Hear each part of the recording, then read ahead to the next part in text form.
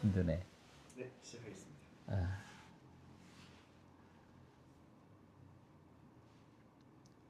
자, 여러분 환영합니다. 오늘 우리가 읽을 말씀은 역대하 25장부터 36장까지 말씀입니다. 25장부터 36장까지의 말씀은 이제 역대기의 그런 그 마지막 부분이 되겠는데요. 이 우리가 읽는 오늘 부분에서는 아주 중요한 두 왕이 등장을 합니다. 하나는 히스기야 왕이고 또 하나는 요시야 왕입니다. 이 두 왕은 남유다의 여러 왕들 가운데 가장 위대한 왕이고 선한 왕으로 칭송을 받는 사람들입니다. 하나님 앞에 어떻게 해서든지 신앙을 갱신하려고 했던 개혁을 이룬 그러한 그 왕들이라고 이야기할 수 있습니다. 이렇게 하나님 앞에 선하게 인정받는 왕들이 들어섰음에도 불구하고 나머지 왕들의 그러한 그 악행으로 결국 남유다는 멸망하고 말지요. 자, 그러면은 25장 말씀을 함께 살펴보겠습니다. 25장에는 아마샤 왕의 그러한 그 기록이 나와 있습니다. 아마샤는 처음에는 하나님 보시기에 선한 일을 행하였던 그런 왕입니다. 정직했지요. 그의 그러한 그 모습을 보면은 그가 이제 에돔과 전쟁을 할 때에 그는 남유다의 군대와 북이스라엘의 군대 연합군을 가지고 에돔과 싸우려고 했습니다. 그런데 하나님의 사람의 그러한 그 이야기를 듣고서는 북이스라엘과 연합하는 게 하나님이 기뻐하시지 않는 일이로구나 하는 것을 깨닫고는 그는 북이스라엘과의 그러한 그 연합군 그 계획을 다 지워버립니다. 그리고 남유다의 그러한 그 군대만 가지고 이제 전쟁을 해가지고 큰 승리를 거두게 되지요. 참 잘한 일입니다. 그러나 그 이후에 그러한 그 모습을 보게 되면은 자신이 승리한 에돔의 그러한 그 우상들을 유다로 가지고 와서는 결국은 그 우상 숭배에 빠지게 됩니다. 참 아이러니한 일이 아닐 수가 없습니다. 하나님의 말씀에 순종해서 에돔과 싸워 이겼으면서 어떻게 에돔의 그러한 그 우상들을 가져올 수가 있었을까 하는 그러한 그 생각을 갖게 됩니다.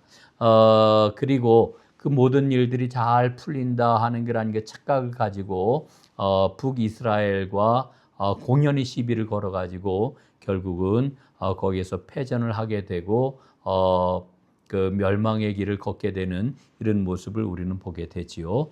자, 역대하 25장에는 열왕기하 14장에서 기록되지 않은 그런 그 내용들이 추가되고 있는 것을 보게 됩니다. 몇 가지 살펴보겠습니다.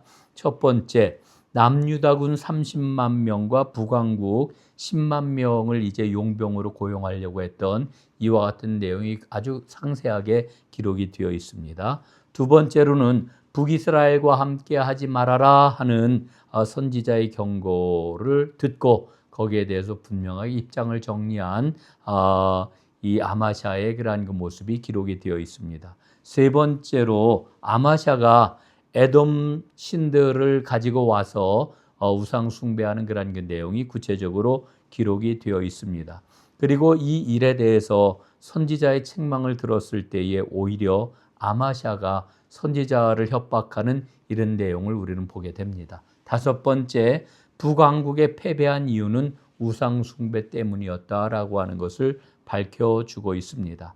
참 아마샤의 그러한 그 모습을 보면은 어리석은 그러한 그 모습을 우리는 보게 되지 않습니까? 자, 이제 26장으로 넘어가겠습니다. 26장에는 남유다의 10번째 왕인 우시아의 그러한 그 기록이 나와 있습니다. 우시아는 하나님을 찾는 그러한 그 동안에는 형통했던 왕이다 이렇게 이야기할 수가 있습니다. 그는 지혜롭고 성실해가지고 에돔 땅에 있는 엘롯을 회복을 했고 유대 광야의 망대를 회복을 해가지고 국권을 든든하게 세우고 물웅덩이를 만들어가지고 농업도 크게 장려하는 그러한 그 정책을 시행을 했습니다. 그리고 애굽 변방에까지 명성을 얻었습니다. 그러나 그 우시아가 끝이 좋지 않았지요. 우시아는 나병에 걸려가지고 그의 생애를 마감하는 불행한 왕이었습니다. 이 우시아에 대한 그런 그 기록이 역대하 26장에 기록이 되어 있는데 열왕기하 14장과 15장에 나오지 않는 그런 내용들이 이 역대기에 기록이 되어 있습니다. 몇 가지 살펴보도록 합니다. 첫 번째, 선지자 스가랴의 묵시 기간 동안에는 그가 형통했다 이렇게 기록을 하고 있고요. 두 번째로 블레셋, 아라비아, 암몬, 마온의 승리를 거둔 것이 잘 기록에 남아 있습니다. 세 번째, 목축이나 농경과 같은 산업을 육성하기 위해서 노력한 것을 잘 기록하고 있습니다. 네 번째, 우시야 왕은 나병에 걸려가지고 불행한 그러한 그 최후를 맞이하게 되는데, 우시야 왕이 나병에 걸린 이유는 제사장만 드릴 수 있는 분향을 굳이 왕인 자기가 하려고 했기 때문입니다. 사람이 이렇게 어리석을 수 있을까 하는 생각을 우리는 가질 수 있는데, 마음의 교만이 들어가게 되면은 사람이 이렇게 어리석어질 수가 있구나라고 하는 것을 우리는 여기에서 발견을 합니다. 그때 제사장 아다랴가 왕이 그 일을 할 수 없다라고 하는 것을 분명히 경고했음에도 불구하고 그는 그 제사장을 쫓아내는 것을 보게 됩니다. 결국 그는 왕실 묘실에도 안장되지 못하게 됩니다. 자, 이제 27장으로 넘어가겠습니다. 자, 27장에는 요담 왕에 대한 기록이 나와 있지요. 요담은 여호와 보시기에 정직하게 행하여서 자기 아버지인 우시야 왕의 그러한 그 어리석음을 따르지 않았습니다. 성전 윗문을 건축을 했고요.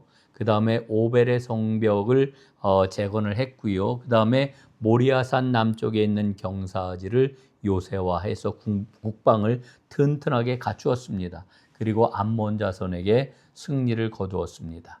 이 요담에 대한 기록 역대하 27장 말씀을 보면은 열왕기하 15장에 나와 있는 내용을 크게 보충하고 있는 것들을 보게 됩니다. 첫 번째, 그는 부친의 선행은 본받고 부친의 악행은 따라하지 않은 아주 지혜로운 왕이었습니다. 두 번째, 암몬과의 전쟁에서 승리해가지고 조공을 받았습니다. 그리고 세 번째, 열왕기에 기록되어 있는 르신과 베가의 공격 이야기가 여기에는 기록이 되어 있지 않는데, 그 이유는 이게 요담의 섭정 때 있었던 일이라고 이렇게 역대기는 판정을 했기 때문이라고 생각을 합니다. 자, 이제 28장으로 넘어가겠습니다. 28장에는 아하스 왕에 대한 기록이 이제 나오는데, 특별히 아하스 왕이 벌였던 우상 숭배에 대해서 굉장히 강력하게 기록이 되어 있는 것을 봅니다. 이 아하스 왕에 대해서 한마디로 이야기를 하면은 아하스는 아주 지독한 우상 숭배자였다 이렇게 이야기를 할 수가 있습니다. 결국 아람 왕이 와가지고 다메섹으로 백성들을 잡아갔고, 이스라엘 왕이 와서 백성들을 살육하는 끔찍한 비극을 그는 맛보게 됩니다. 그리고 에돔과 블레셋의 공격을 받게 되자 아스루 왕에게 원군을 요청을 했지만은 결과적으로는 이용만 당하고 마는 이런 결과를 맞게 됩니다. 이 아하스 왕에 대한 그런 그 기록도 열왕기하 16장의 내용을 보강해 가지고 역대하 28장에서 일러주고 있는데, 그 내용들을 살펴보겠습니다. 첫 번째, 아람의 공격은 바로 이 아하스 왕의 우상 숭배 때문이었습니다. 두 번째로 북이스라엘 베가가 죽인 남유다의 전사자는 무려 12만 명에 이르게 됩니다. 세 번째, 북왕국이 20만 명의 그러한 그 인지를 사마리아로 잡아가게 되는데, 여기에 대해서 선지자 오뎃이 강력하게 경고합니다. 이것은 옳지 않다. 이 여호와 앞에 악이다. 이렇게 이야기하므로 이 20만 명 포로들이 다시 송환되게 되지요. 다섯 번째, 에돔과 블레셋의 침략을 받았는데 이것은 아하스 왕의 죄악 때문이었습니다. 그 다음에 여섯 번째, 아수르 왕 부렉이라는 그 공격을 받게 되는데 큰 손해를 보게 되지요. 일곱 번째, 다메섹의 아람 신들에게 이 아하스는 제사를 드렸습니다. 여덟 번째, 성전 기구들을 부수고 성전문을 닫아 버렸습니다.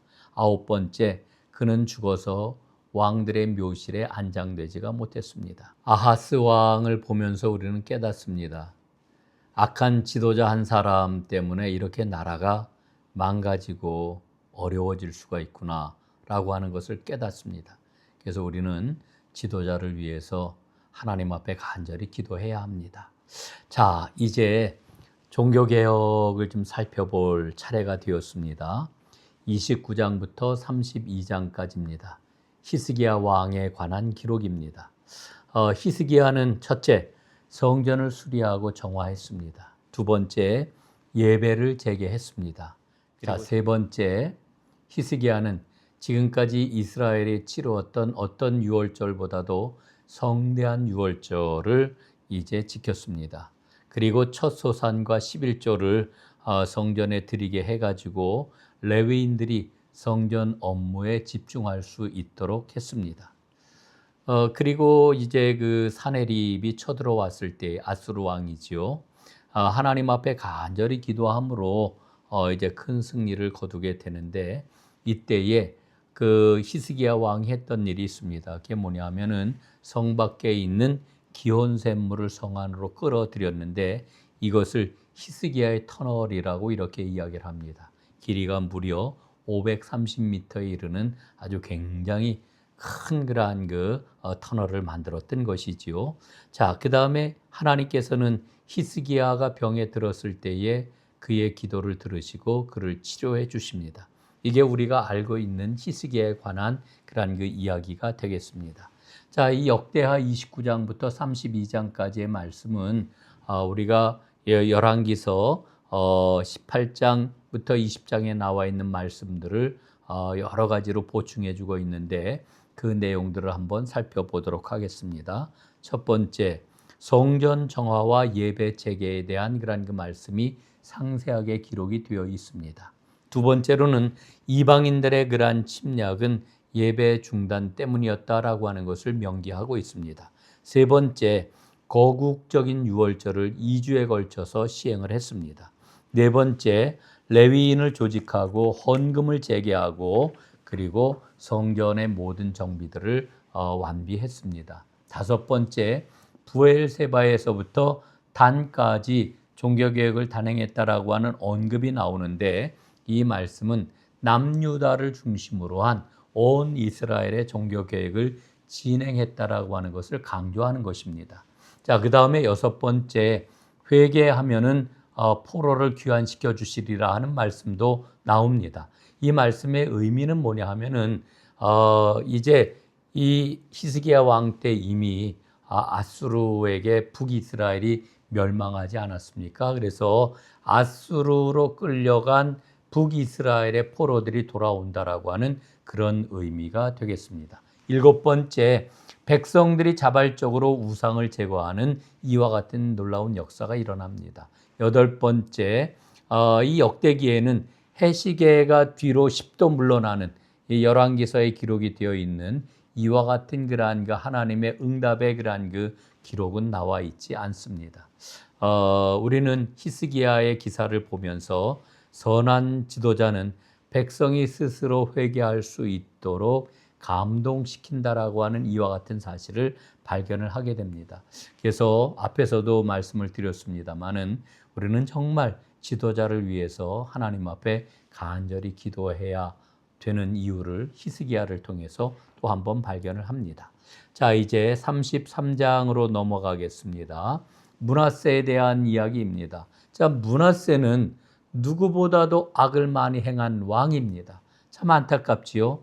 아버지 히스기야가 그렇게 종교개혁을 통하여 가지고 하나님 앞에 신앙의 갱신을 이루어 놓았는데 그의 아들 므낫세는 너무너무 악을 많이 행하였고 결국 그는 우상 숭배를 하다가 아수르 왕에게 끌려가지요. 그런데 또한 반전이 있습니다. 아수르에게 끌려갔을 때에 그가 하나님 앞에 겸비하여 기도하게 되자 하나님께서는 그의 왕위를 이제 회복시켜 주시는 것을 봅니다. 놀라운 하나님의 은혜가 아닐 수가 없습니다. 자, 이 므낫세에 대한 그러한 그 기록도 열왕기하 21장에 나와 있는 것을 보충해 주는 내용들을 몇 가지 보게 됩니다. 첫 번째, 므낫세가 아수르의 포로로 끌려갔다가 돌아왔다라고 하는 것을 이제 일러주고 있습니다. 두 번째, 므낫세의 우상 제거와 종교 개혁에 대한 기록도 이 역대기 33장에는 기록이 되어 있습니다. 이 말씀을 통해서 우리는 하나님의 놀라운 은혜의 메시지를 또한 발견합니다. 최악의 인생일지라도 회개하면은 하나님께서 받아주시고 사용하신다라고 하는 메시지입니다. 자, 이제 33장 말씀을 좀 보겠는데요. 33장 21절부터 25절까지 말씀을 보면은 아몬의 그러한 그 죄악이 기록이 되어 있죠. 아몬이 우상 숭배를 하다가 결국은 죽임을 당하는 그와 같은 내용이 되겠습니다. 자, 이제 34장 35장 말씀입니다. 요시야 왕의 개혁에 관한 말씀입니다.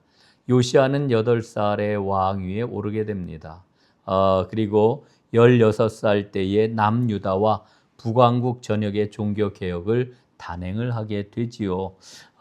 요시야가 26살 때 대제사장 hil기야가 성전에서 발견한 율법책을 보고 그 율법책을 통하여 구체적으로 종교 개혁을 하게 되는 것을 우리는 보게 되는 것입니다. 그래서 요시야 왕은 율법책이 있어야 할 자리에 율법책을 온전히 놓게 되고요.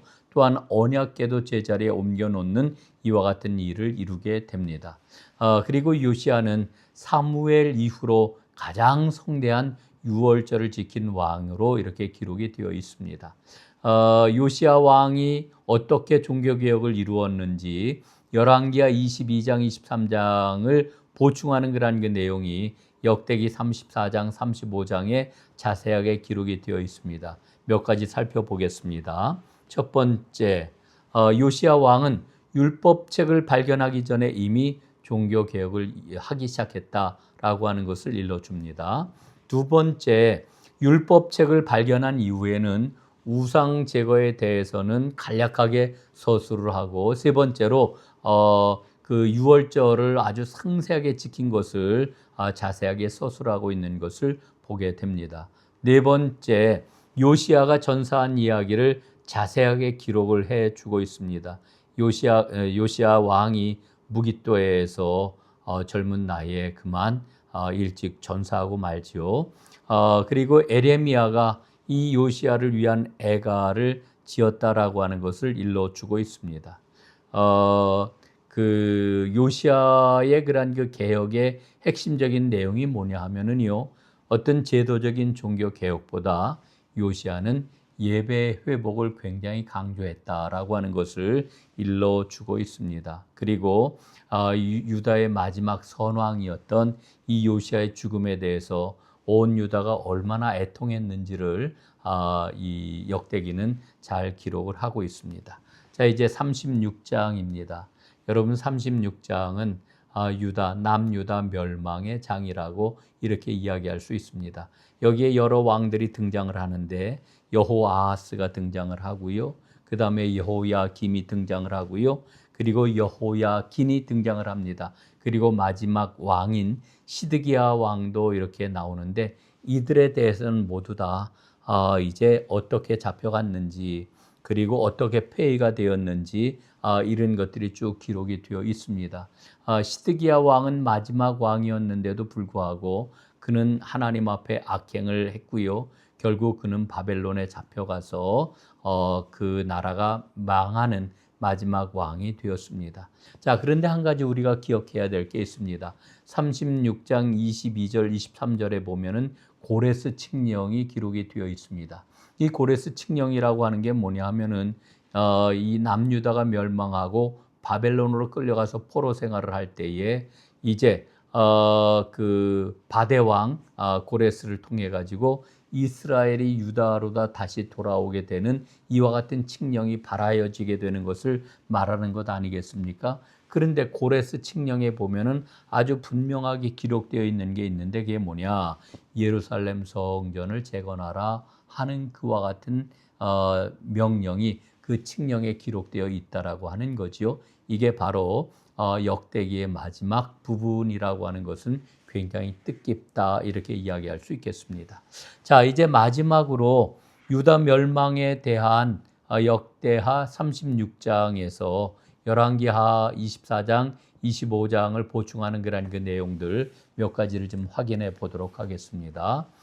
첫 번째로는 마지막 여러 왕들의 쇠락을 간략하게 기록을 하고 있습니다.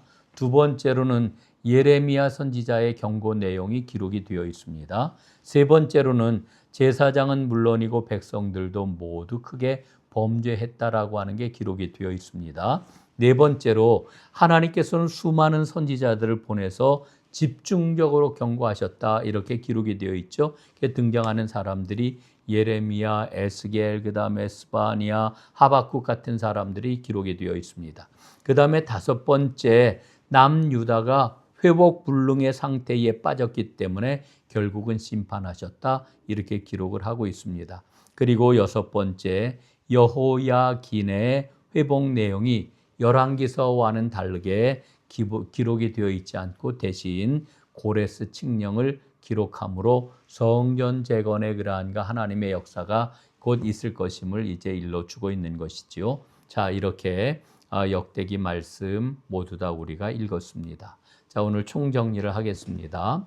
첫 번째, 교만해서 악행하는 자도 겸손히 기도하면은 용서하시는 하나님이시다라고 하는 것을 일러주고 있고요. 두 번째, 하나님의 말씀 앞에 통곡하고 회개하는 자에게 평강을 주시는 분이시다. 하나님을 이렇게 일러주고 있습니다. 세 번째, 회복 불능이 되기 전까지 하나님은 끊임없이 돌아오라, 회개하라 부르시는 하나님이시라고 하는 것을 일러주고 있습니다. 자, 오늘도 하나님의 말씀을 달려가시는 여러분들을 축복합니다. 주 안에서 승리하시기를 바랍니다. 수고 많으셨습니다.